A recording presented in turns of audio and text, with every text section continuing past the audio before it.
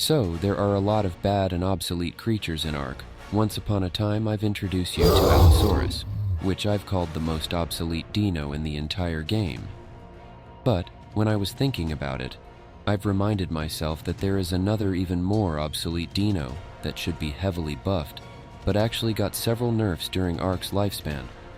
Today, we are going to talk about Brontosaurus, a dinosaur that, although it was bad, got a lot of severe nerfs. First up, we have to talk about taming, shall we? Like every dino that has been with us since the first days of ARK's lifespan, it requires some tranquilizer arrows or darts to make it unconscious. Bronto is slow enough to just walk backwards and shoot it without consequences. At least if you are directly in front of it, it's the only place safe from its attack. Remember to keep your surroundings free from any danger. When you successfully made it unconscious, just put a lot of mijo berries into its inventory. You don't need any narcotics, it has lots of torpor which drains slowly. Let's see what you get after taming. First, you need a saddle to ride on Bronto. You can choose between a normal saddle unlocked at level 63 and a platform saddle, which you can unlock at level 82. You can build on it, but there is a limit to the number of structures you can place on the platform, which you can change in the world options.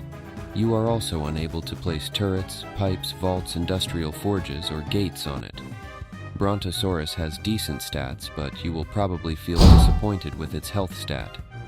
Bronto has just one attack, the tail swipe, which deals 60 damage but has very low attack speed, making Bronto's damage per second miserable for such a huge dino. So maybe it has a ludicrous amount of health points? Well, its base health is a little bit lower than 2000, which is surprisingly low for its size. So, is this dino even usable in ARK? Besides its awful stats, it has one use, in which it wasn't challenged until Genesis 2 release. It's Bronto's insane AoE, which is the area where its attack does damage.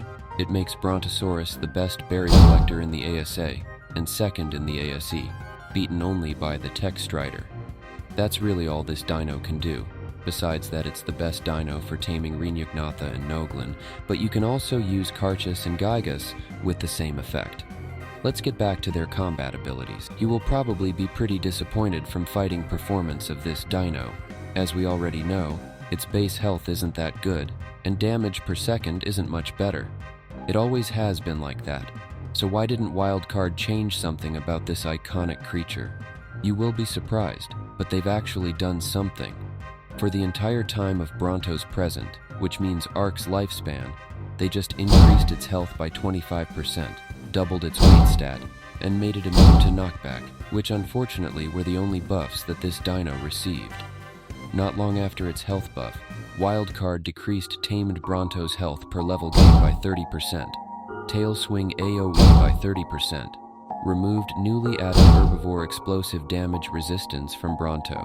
They increased fire damage multiplier of Bronto from 40% to 75%, reduced armor effectiveness by 50%, increased breeding time by 50%. They've again reduced health gain per level by 33%, and overall Bronto's health by 10%. These are probably the harshest nerfs that any dino ever got in the entire ARK's history. Remember that this dino wasn't good to begin with. I think that a creature with potential like Brontosaurus deserves more than simply being a huge meat supply.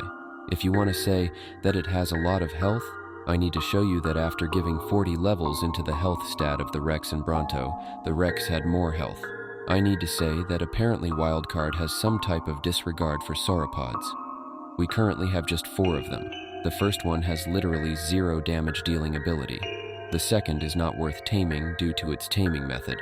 And the third is some type of trophy dino that you get for a limited time, and this video covers the 4th one. How can you make Bronto somewhat good for the first time ever? First up, they have to reverse all nerfs.